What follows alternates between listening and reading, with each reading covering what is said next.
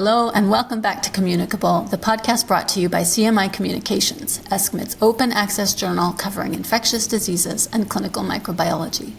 My name is Anelia Huttner. I'm an infectious disease doctor at the Geneva University Hospital in Switzerland and editor-in-chief of CMI Comms. I'm joined today by my co-host Annie Joseph. Annie is a clinical microbiologist at Nottingham University Hospital's NHS Trust in the United Kingdom and a fellow editor at CMI Comms. Hello Angela, great to be back on the podcast. I've been sick all week with a virus, but managed to get my voice back just in time for this episode, so I'm hoping it holds out. Annie, so glad you're here. We are going to be talking today about a virus, however, not the one you had. We're coming back yet again to our nightmare series. Anti-vax sentiment in the US and elsewhere is still surging. It may even become part of government policy in some places. As a result, we'll be seeing more and more preventable infections that were prevented for entire professional lifetimes, and thus many doctors won't have seen them. We recently covered polio and rubella, and now we're turning to measles. Because of waning vaccination uptake in the last 2 decades, there are significant outbreaks ongoing in both the US and Europe at this moment, in addition to other places. So we've brought together 2 infectious disease experts who spend a lot of time dealing with measles. I'm delighted to welcome back Kerrigan McCarthy, clinical microbiologist and pathologist in Johannesburg, South Africa. Kerrigan is based in the Center for Vaccines and Immunology at South Africa's National Institute for Communicable Diseases.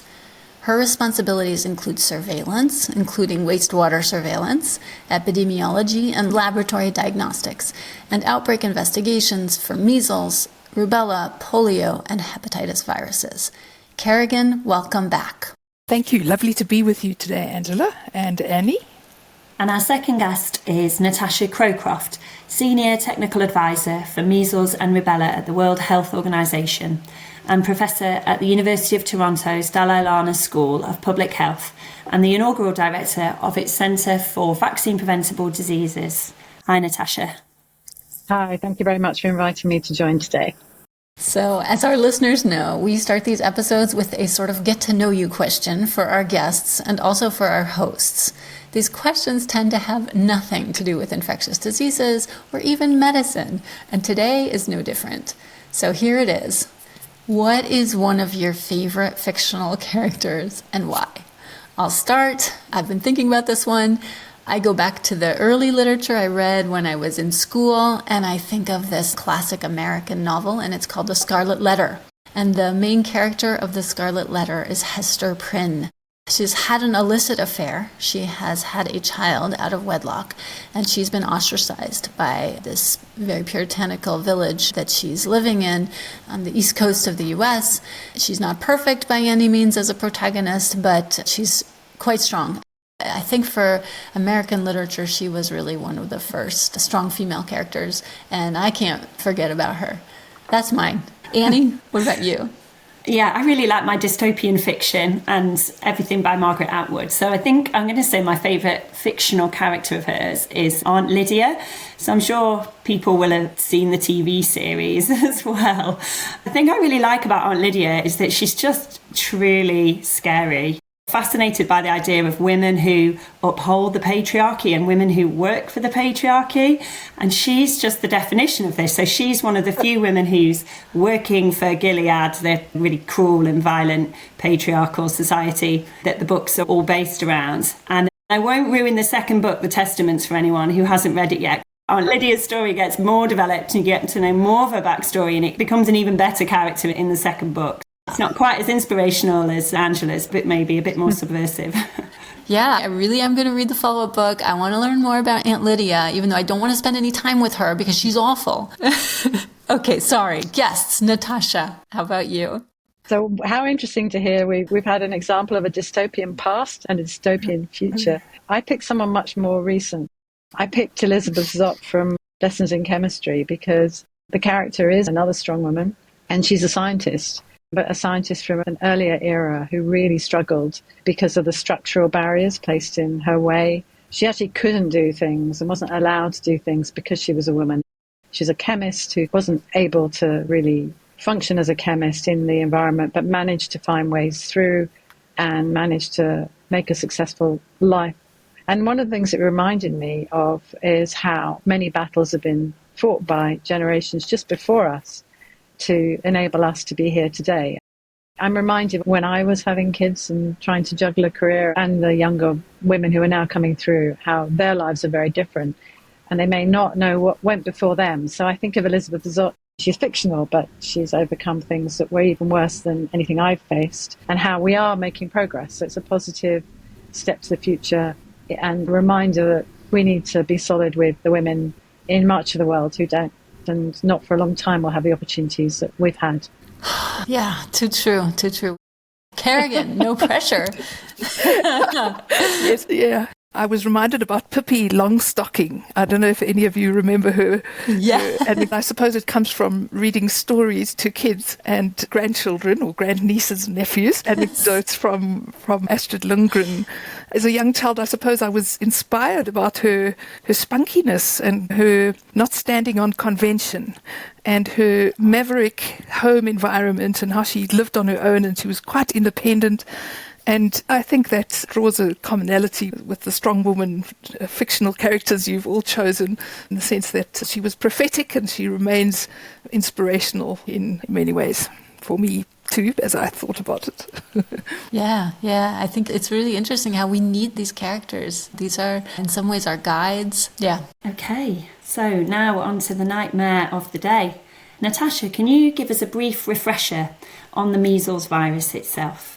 Yes, of course. So the measles virus has been first mentioned in the 9th century. This virus has been around for a long time, infecting us and getting used to us and figuring out how to be the incredible pathogen it is in terms of its ability to infect and spread. It's one of the most infectious viruses we know of. And it causes, as I'm sure everybody's listening knows, it causes a rash fever illness. The incubation period is generally 7 to 14 days. It starts with a fever and cough, and the 3 C's are cough, coryza, and conjunctivitis that appear initially, and then you get the rash appearing 3 to 5 days later.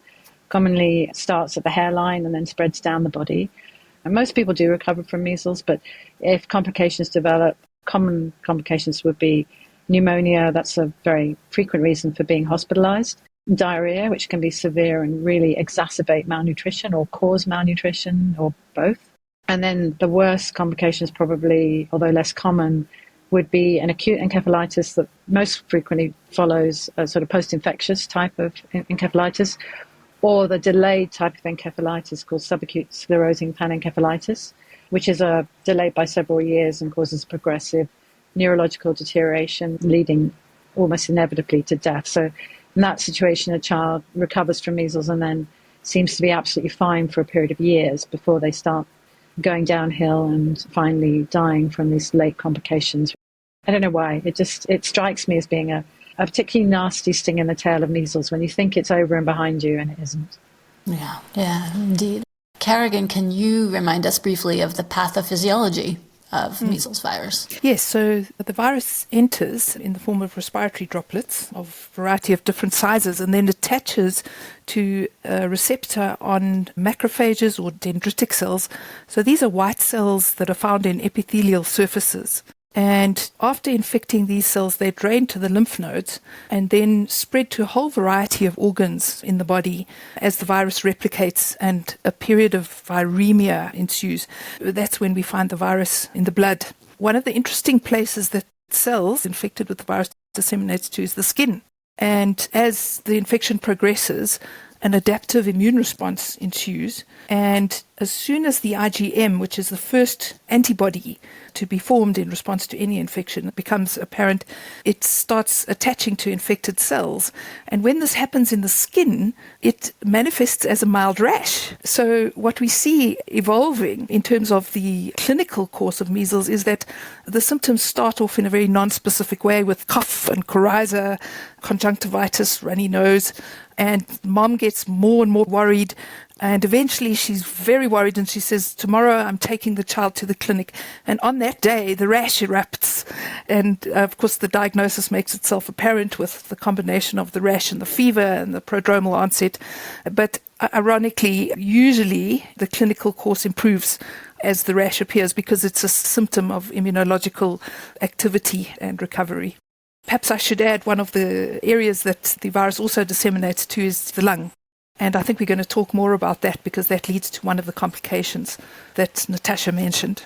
And Natasha, you mentioned measles is often thought to be one of the most contagious viral infections in humans, with an R0 of up to 18 or so being quoted, with the R0 being the number of unvaccinated or non-immune people who would become infected after a contact with an index case.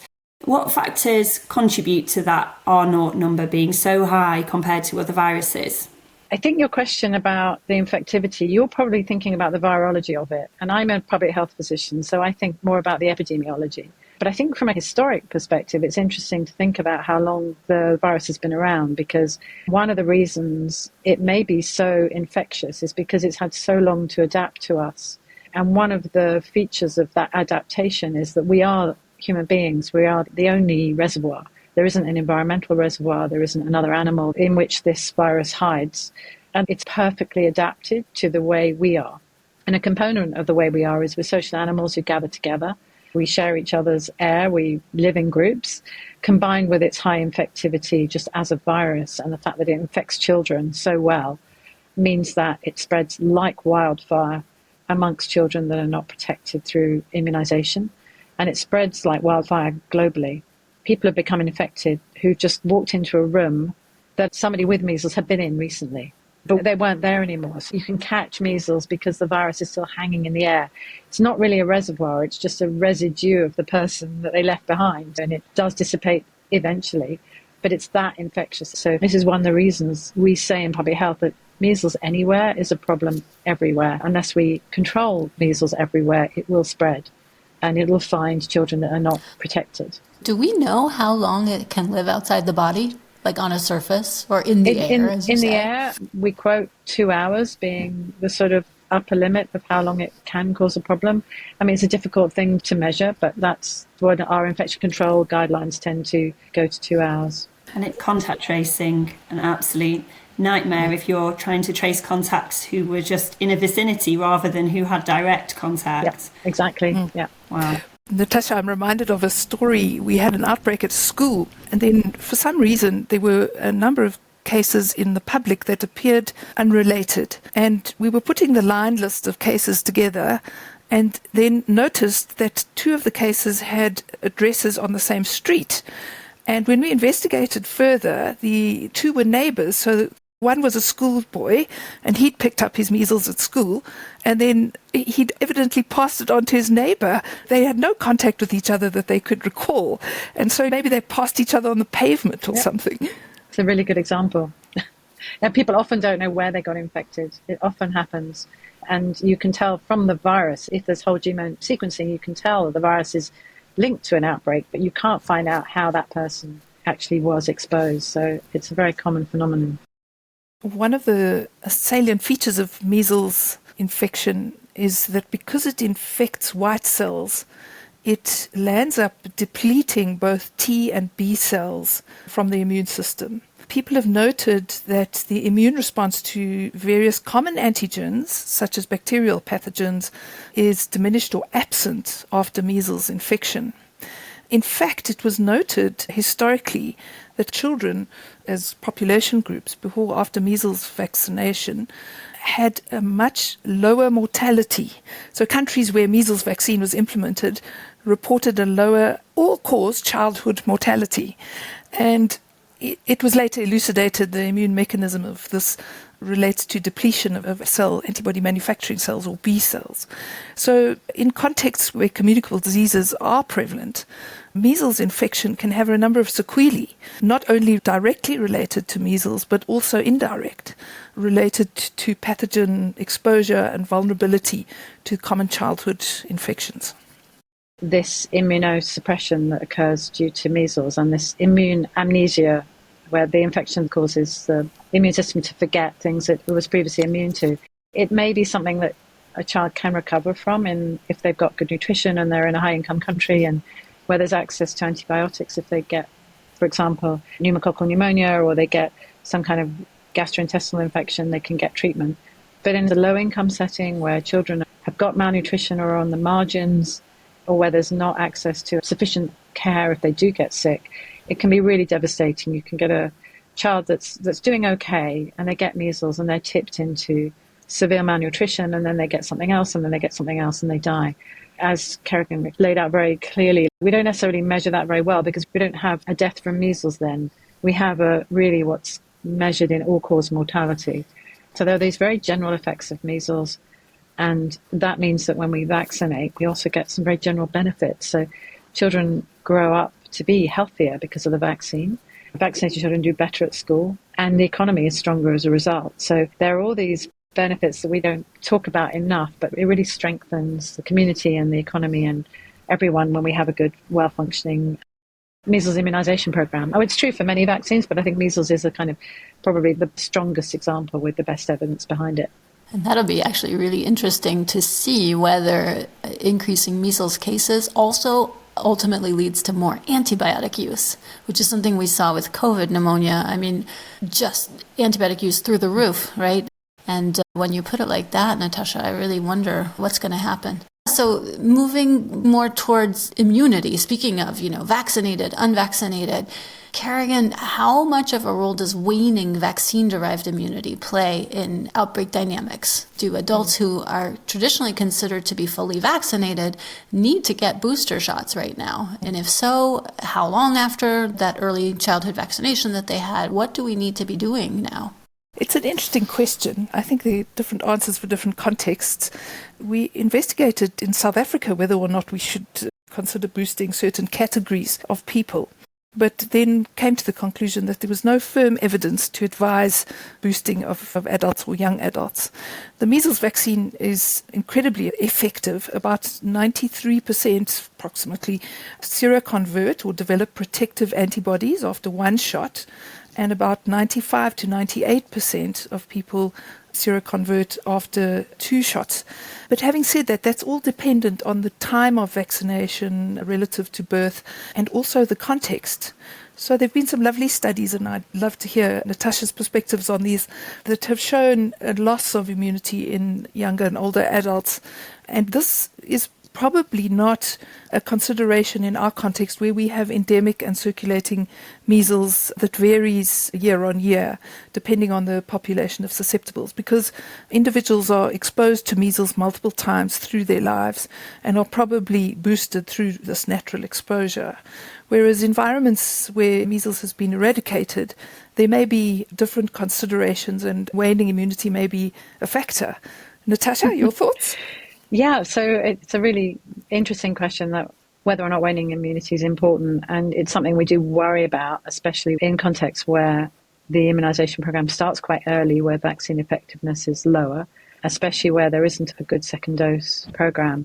But having said that, all the work that's been done to look at this, although it's very clear that immunity does wane over time, it's not lifelong. The period of time over which it does wane is very long, from what we can see, even in settings where measles has been eliminated. So we're not seeing a big issue at a population level where you'd say we need to boost adults. And it's not currently WHO recommendation to give a booster to adults. And strictly speaking, we could argue about whether you'd call it a booster because it's a live vaccine virus. So that's another semantic discussion, which I don't feel strongly about, but just to mention that it exists. The thing that does happen from time to time is there have been small outbreaks where there seems to have been people in the outbreak who got a very mild form of measles, who were previously vaccinated and who were proved to be immune, but had lowish antibody levels. And so that they played some part in an outbreak. Sometimes they're only discovered because there were typical cases in the outbreak, and then somebody else has got something that normally no one would say, oh, maybe you've got measles, an atypical rash or just very mild symptoms, and they test them and find they've got some kind of acute reaction. If there's stored sera from before, they can look at what their antibody levels were like before and figure out that this was some sort of modified measles. And some of those cases have transmitted, it seems, to other people, but most don't. Mostly the risk of transmission is much lower. So it's little bits of evidence on the margins at the moment and not strong evidence, and no recommendation for a booster currently.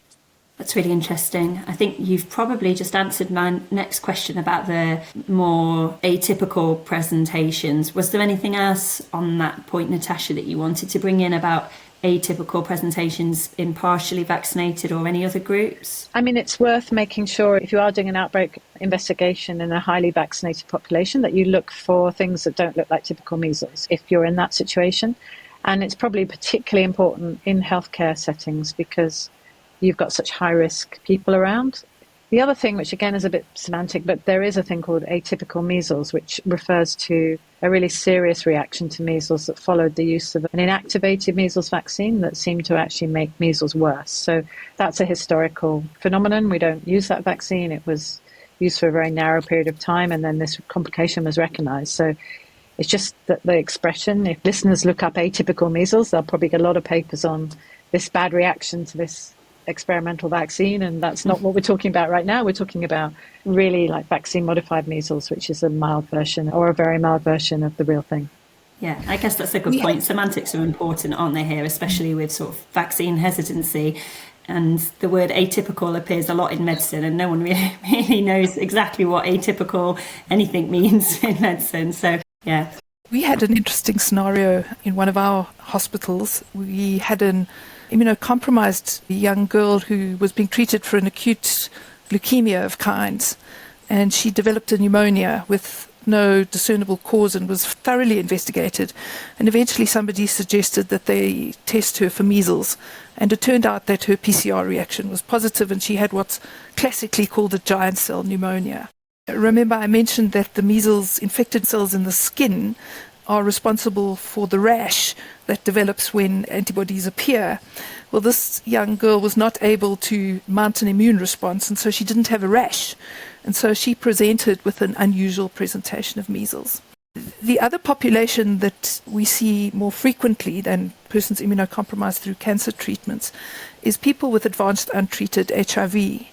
And again, early on in the HIV pandemic or epidemic in South Africa, I was working in a children's home, and we had 30 children. It was before the rollout of antiretroviral therapy, and measles just swept through this children's home, and more than half of the children died from complications of measles.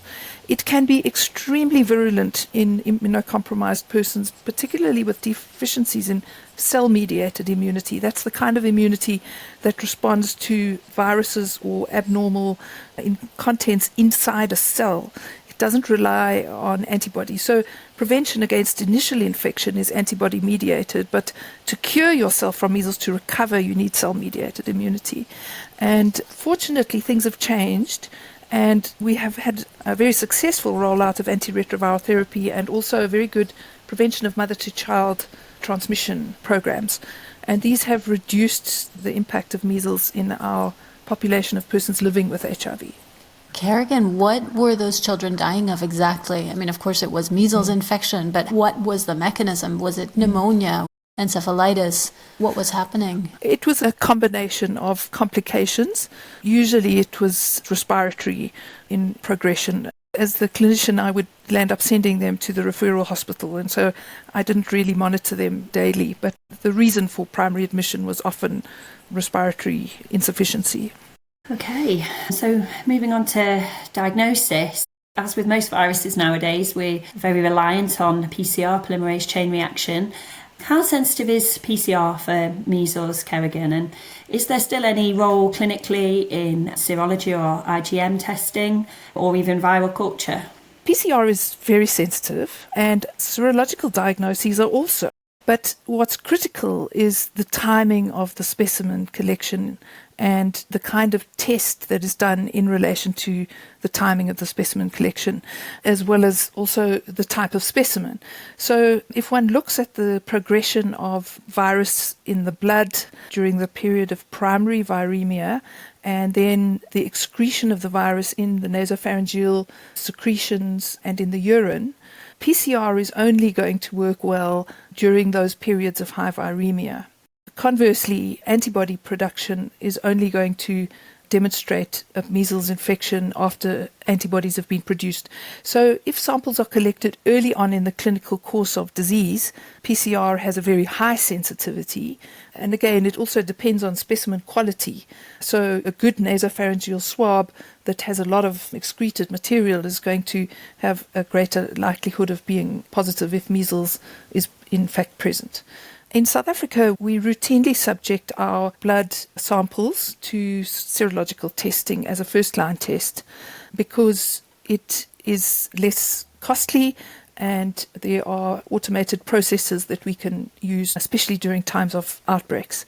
If our serological tests are negative, we then move on to a PCR.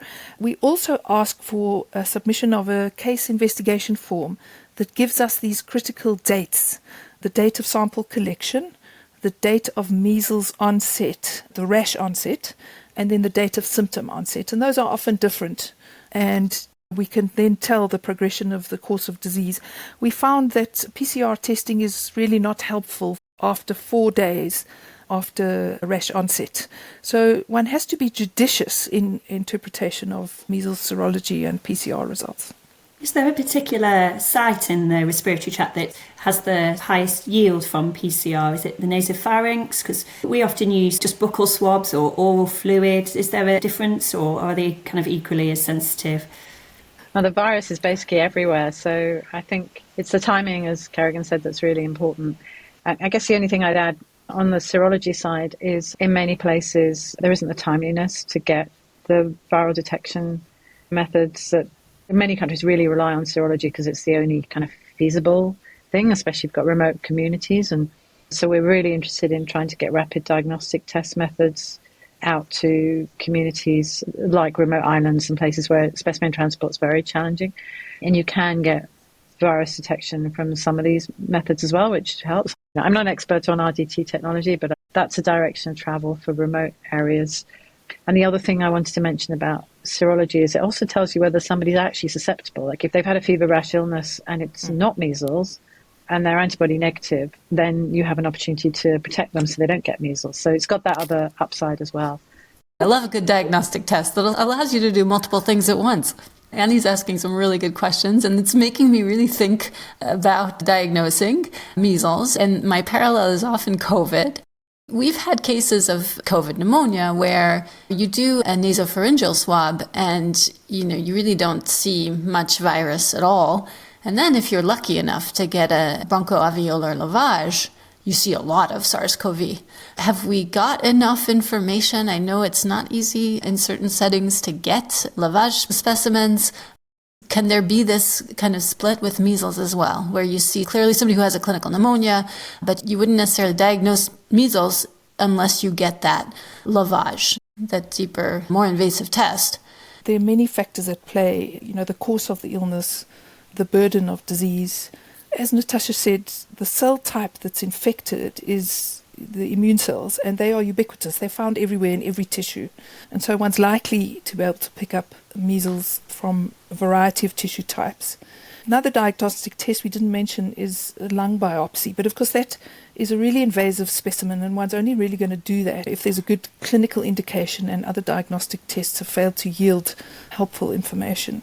Natasha, your thoughts? Yeah, I was sort of thinking, well, the big thing is, apart from the really great example Kerrigan gave of an immunocompromised patient, for the most part, you've got somebody who's immunocompetent who gets measles and gets measles pneumonia, and so you have the rash story as well. And as Kerrigan was saying, the virus is kind of everywhere. So I don't know how often it's needed. It may well be there's more virus on a BAL, but it's just not done because it doesn't arise. So. Yeah, I think you're both saying basically that is a theoretical worry. That's comforting. So I think we've covered complications pretty well. We've talked about pneumonia. We've talked about populations who are more vulnerable. You did talk about uncontrolled HIV infection. Who is the person who's going to be more at risk for actual complications, pneumonia being the most common, but other complications due to measles virus? In the developing context, we see children under the age of 1 and those who are immunocompromised through being malnourished, low vitamin A levels particularly. These are the children who have the highest mortality. We had an outbreak in 2009 to 2011, and over 20% of our cases were in children under the age of 1, and even more so, I think it was about 15% of the overall total were in children too young to be vaccinated. We were vaccinating at 9 months of age at that time. And these are the children who suffer complications. We've had outbreaks in communities that are vaccine hesitant, and then they tell us, oh, but I had measles as a child and I got better. And so there's a perception that measles is not a serious infection. And it may well not be in a robustly healthy, growing 7-year-old. But put it in a different context, the malnourished child in the informal settlement community over the road, and we have a vastly different disease profile. What I love about this conversation is how we're bringing very different perspectives on the problem. So I'm kind of at 50,000 feet working in my job at the World Health Organization. And Kerrigan, you're giving these lovely examples that probably really speak to people better than the 50,000 feet perspective. I think every year we estimate the deaths from measles, and we have to estimate them because the data are just not good enough to really get an accurate picture of the actual numbers of reports of deaths from measles. So that's how we came up with the estimate of over 100,000 deaths last year from measles. And to tie this back to the discussion of who's most vulnerable, based on what we observe in the field and the literature, the case fatality rates that are applied for those youngest, the infants, the under ones, and for areas where malnutrition is prevalent, and all the other factors that increase case fatality, they are orders of magnitude higher. So the majority of the deaths that are occurring in the world are in those contexts of fragile humanitarian settings, countries where there are multiple challenges for children, migration, internal migrants, displaced people, where children, they're just not getting the nutrition, and there are multiple stressors. And measles comes on the top of all of that. At a societal level, we can see it from outer space where the deaths are happening. They're in these areas of the world where there's multiple disadvantage and where the solutions don't rely just on nutrition but on systemic change for those communities. Not easy things to do to end war and to improve economies and to strengthen health systems and strengthen immunization programs and feeding programs and everything else that gives a child a chance at growing up to be a healthy adult. From the public health perspective, that's where we need to save the lives. It's in those areas where these children are the most disadvantaged, and they really are the youngest as well. Can I just ask a quick follow-up question there? What's the global measles vaccination rate like now in 2025? I love the idea that we'd have our data ready for 2025. The latest data we have is for 2023 because we don't get the final data from all the countries at WHO until we bring it out in the summer of the year after. So in 2023, the global level was 83% for first dose, and that was a drop from the high of 86% back in 2019. And then for the decade before 2019, we were pretty flat globally at 85 to 86%. That was where we were stuck. So we have really a systemic problem getting coverage any higher at a global level. Right now, the challenges are even greater, like the horizon. I know everybody's feeling multiple challenges globally. Global funding is reducing from every direction with the reduction of support for the World Health Organization at every level, at global and regional and at country level, with countries in economic crisis and countries that were previously doing quite well going backwards. We're not seeing a solution to this in the coming years. We're just going to be firefighting and trying to fill the gaps as best we can. So we mentioned at the beginning about late onset complications in the form of subacute sclerosing panencephalitis or SSPE. What are the risk factors for SSPE, and are there any interventions that can help to mitigate that risk, Natasha? From the public health perspective, the biggest risk factor for SSPE is just age. So the younger you are, the more at risk you are from developing SSPE. So that's a bit of a challenge for parents because they're really relying on other people to get their kids vaccinated to prevent their child getting infected when they're too young to be vaccinated. So it's like a big trust game in a way. If someone else protects their child, then your child is safer. And then when your child is old enough to be vaccinated, they'll be protecting everybody else as well as themselves. It's a win-win. So age is the number one factor, and the main solution to that is having high vaccination coverage. And what we recommend is 95% coverage with 2 doses. And that herd immunity that you get from that protects infants who are too young to be vaccinated. And when we say they're too young to be vaccinated, it's not that it's dangerous to vaccinate in the under ones, it's just that it doesn't work as well. For 2 reasons. One is that very young children that have maternal antibodies, the vaccine won't work as well. But then even after those maternal antibodies have gone, there's still a maturity issue with the infant immune system. So they just don't respond as well to those vaccines, and you just don't get the same level of protection as you do if you give it from 9 months, 12 months, or even 15 months. It works better the older that it's received. Also, that vaccination may not work well in our context is that the vaccine is a live attenuated virus, and it's incredibly heat labile. So it loses about 50% potency if it's maintained at room temperature after reconstitution from powder to active form. And this can be 27 degrees is not hot. And so, what we see in our clinics often is the queue outside for vaccination is high, and the nurse is very busy and she forgets to put the vaccine back in the fridge. By the time the 10th dose is extracted from the vial, the vaccine is no longer potent and it doesn't actually expose the child to the antigen. So those kind of factors at play, and there's some interesting new developments for vaccination using methods that are less dependent on the cold chain and the needles and syringes. I don't know if you want to talk to that, Natasha. Is the WHO involved in some of these activities? Yeah, I was actually going to bring that up at the end when we were going to talk about research priorities. I think what you're talking about, the microarray patch vaccines, are a real game changer. So this new vaccine delivery system, it's a bit like a Velcro, the rough side of the Velcro that sticks to the skin. And there are these little, they call them micro needles, but they're not really needles. They just penetrate the outer layer of the skin and they provoke a really good immune response. And these have been under development for some years now. And we're getting closer and closer to them being actually available. The idea is that you stick them to a child's skin and they sit there for about 5 minutes. And then you peel them off and it's all done. So it's kind of magic, no needles.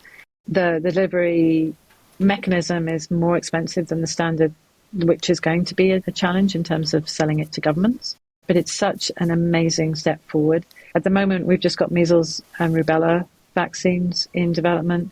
I really hope myself, this is my personal view, that at some point we have measles, mumps and rubella, or measles, mumps, rubella and varicella produced so that high-income countries can use them, because I think this might be one of the solutions to vaccine hesitancy.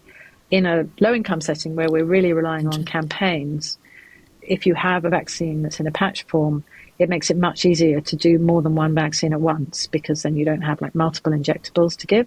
And then in a humanitarian setting where you're scrambling, where you may not have very many health staff who can give injections, having something like these patches would be miraculous. I know Médecins Sans Frontières is very interested in this technology, and I really hope we have it soon. I think the current idea is it may be available by 2030. I wish I had a magic wand and could have them available yesterday. You wouldn't need the cold chain with these patches? Are they heat stable? So they're not, you would store them in the cold chain up to the point of the sort of local distribution, and they can be carried and they're lightweight. You get rid of a lot of medical waste because you've got no needles, no syringes. So the volume, because they're boxed up, isn't necessarily that much smaller, but they're much lighter.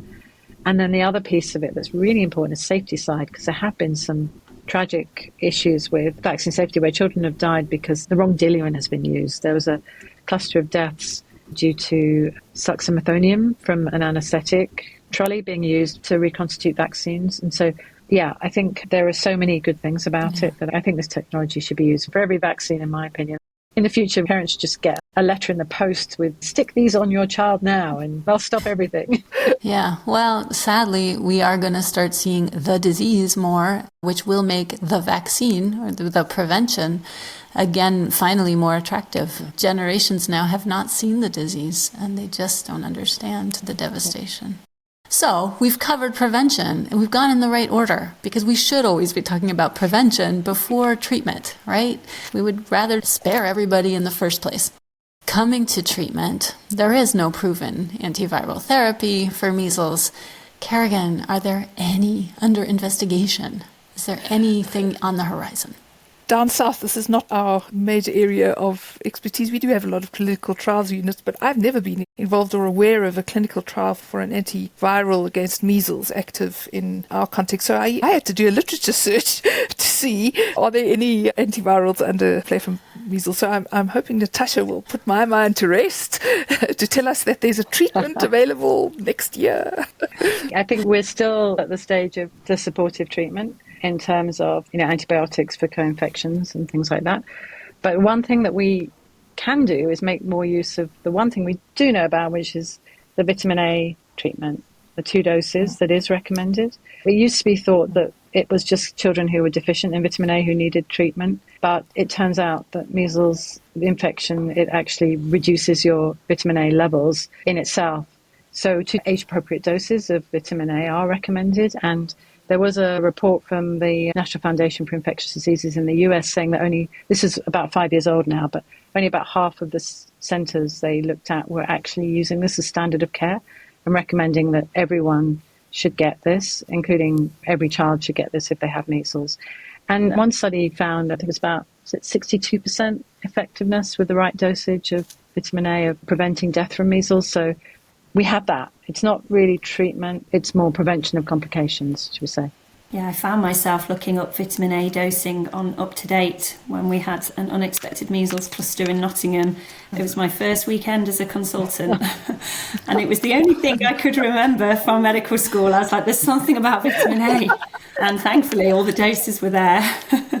And yeah, we managed to get hold of some high dose vitamin A for 2 very poorly children on our intensive care unit. So yeah, vitamin A, hopefully there's the evidence backing it there that it does attenuate mortality. So, Kerrigan, let's say we've now diagnosed a patient and we're supporting the patient, but what do we do with the people around that person who've been exposed? What are post-exposure prophylaxis procedures? Who should get the vaccine and when should they get it? Who should get immunoglobulin and when? And what about immunocompromised people? That's always a challenge. Yeah, so we encounter this situation quite often. What we try to encourage is early notification at rash onset, because obviously the earlier one is able to initiate contact tracing and ring vaccination, we call it, the more likely one is able to arrest person-to-person transmission. One of the problems with measles is that individuals start becoming infectious before the rash onset, and the symptoms are generally non-specific with a cough and a fever, a runny nose. And so it could, for all intents and purposes, be an influenza or an ordinary cold or a COVID infection for that matter. And the individual doesn't necessarily know that there's anything else afoot until the measles rash appears. So by the time the public health authorities are aware of the case, there's often already been onward transmission. So what should we do then? Well, this is where we rely on the high vaccination coverage rates to prevent this person-to-person transmission. But what we teach is that contacts under the age of 5 should be vaccinated. And there we have an investigation. We understand who the contacts were and where the child was or the individual with measles was, who they were exposed to.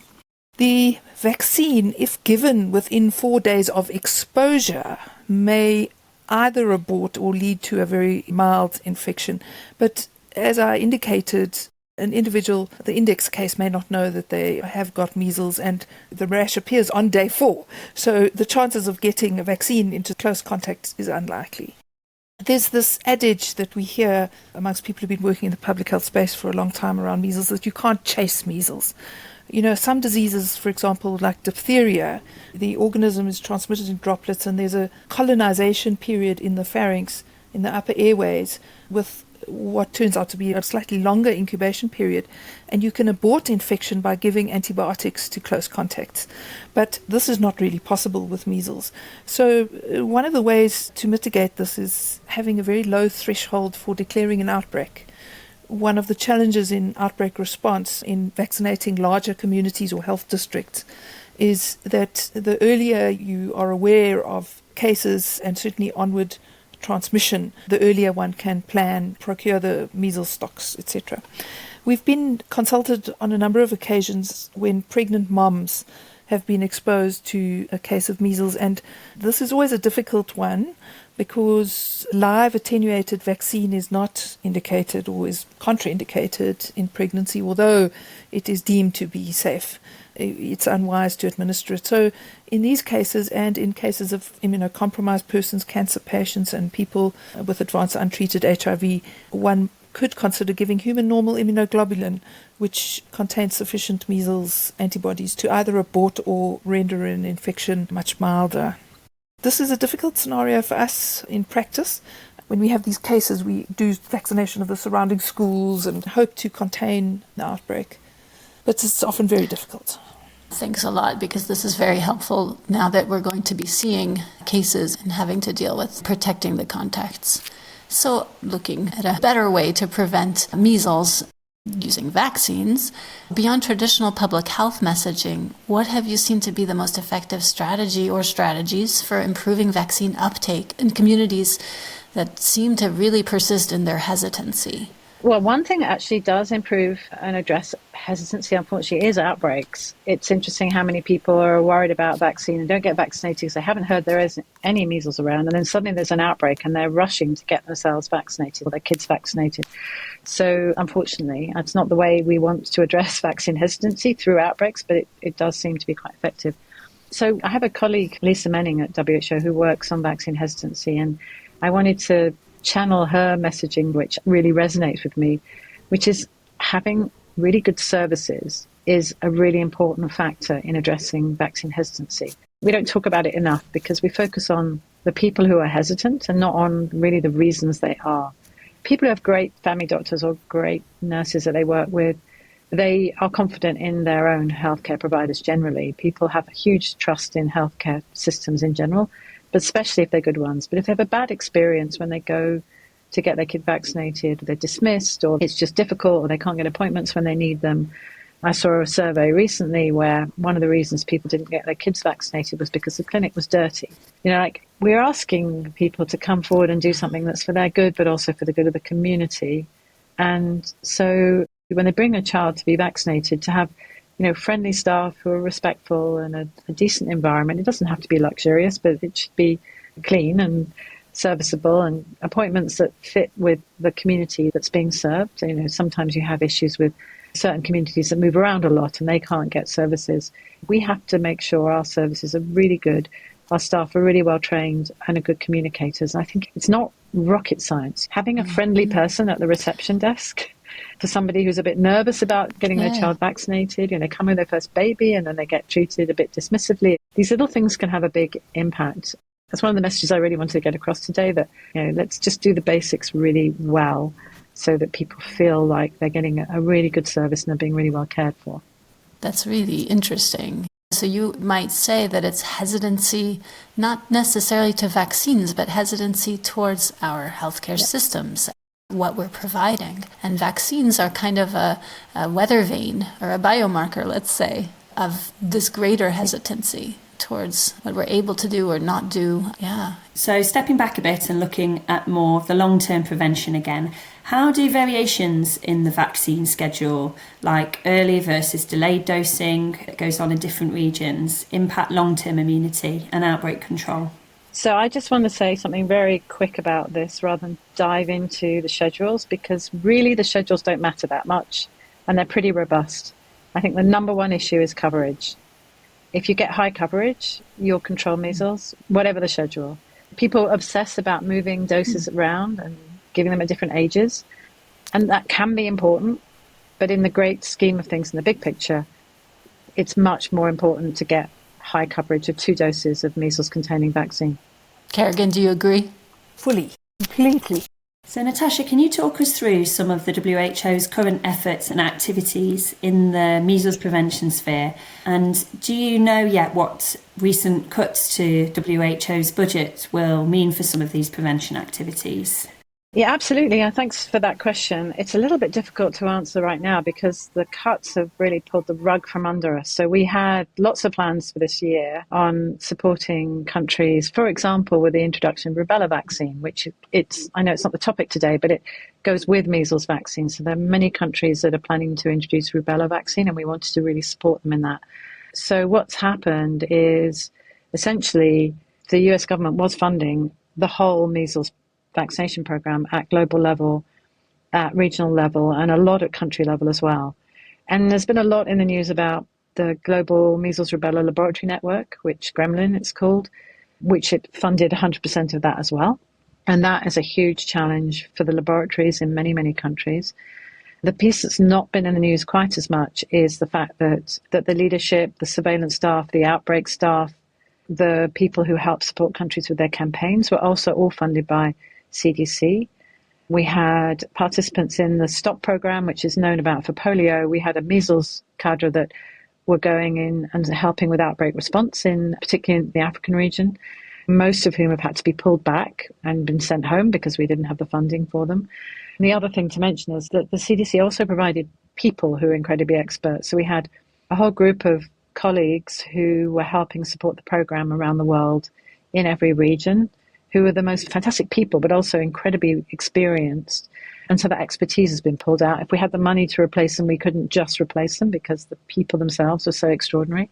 So we're kind of up a gum tree, as you might say. How much clarity do you have right now, Natasha, on what programs you're going to lose, what we're all going to lose? It's not that clear because it happened so suddenly, so we're trying to adapt and reprioritize. We don't know, is the bottom line. We know the immediate issues. For example, in the African region, we have measles and rubella catch-up campaigns in Nigeria and DRC. Those are huge campaigns where rubella vaccine is being introduced for the first time.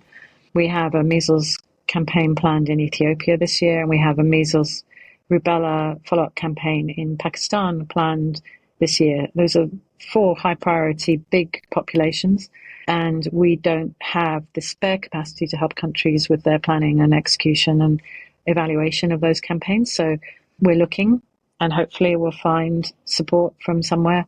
We're doing our best and exploring options, and if anybody's got some spare cash, please send it our way.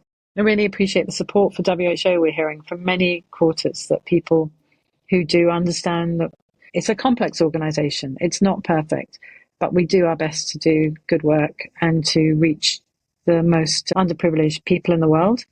We're doing what we can, and so do appreciate all the messages of support that we are getting.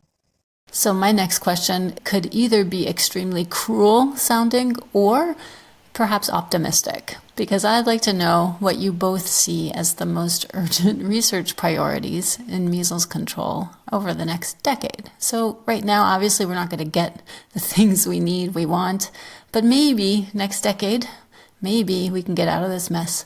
So what for you are the real priorities right now? Natasha? Well, for me, I've already mentioned MR maps, but I'd like to be greedy and say I think electronic systems for identifying which kids have been missed by vaccinations, having systems either on phones or just a way in which countries can find kids more easily who've missed out and get them vaccinated, because we really struggle that way, and we end up doing these huge campaigns where we immunise every child we can find when we know many of them have already been immunised. So some information systems, it's one of my areas of interest.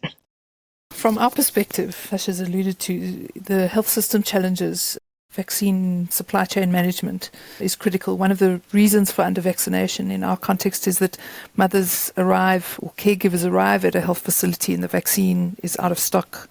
They have to come again, and obviously this imposes a burden on the family, and in hard-to-reach areas may then account for under-vaccination. At a personal interest level, rapid diagnostic tests are particularly helpful. If they have sufficient sensitivity, and that of course is the problem, they will support more effective and targeted outbreak response.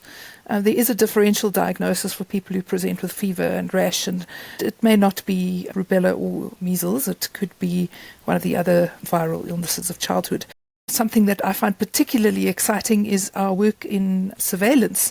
So wastewater surveillance for measles is incredibly promising. We've successfully sequenced measles from wastewater, constructed phylogenetic trees, and the potential from a bioinformatics perspective to understand the transmission of the virus in communities will only strengthen our ability to control measles in specific locations, particularly underserved areas and areas where there is low vaccination coverage. So, yeah, I think there's a lot to be learned. Thank you so much, Kerrigan McCarthy of South Africa's National Institute for Communicable Diseases in Johannesburg, and Natasha Crowcroft of WHO in Geneva, Switzerland. And thank you for listening to Communicable, the CMI Comms podcast. This episode was hosted by Annie Joseph in Nottingham and me, Angela Huttner, editors at CMI Comms, Eskim's open access journal. It was edited by Dr. Kathryn Hostettler and peer-reviewed by TAE member Dr. Anelia Zasheva of the Military Medical Academy in Sofia, Bulgaria. Theme music was composed and conducted by Joseph McDade. This episode will be citable with a written summary referenced by a DOI in the next 8 weeks. You can subscribe to Communicable on Spotify, Apple, wherever you get your podcasts, or you can find it on Eskim's website for the CMI Comms Journal. Thanks for listening and helping CMI Comms and Eskimid move the conversation in ID and clinical microbiology further along.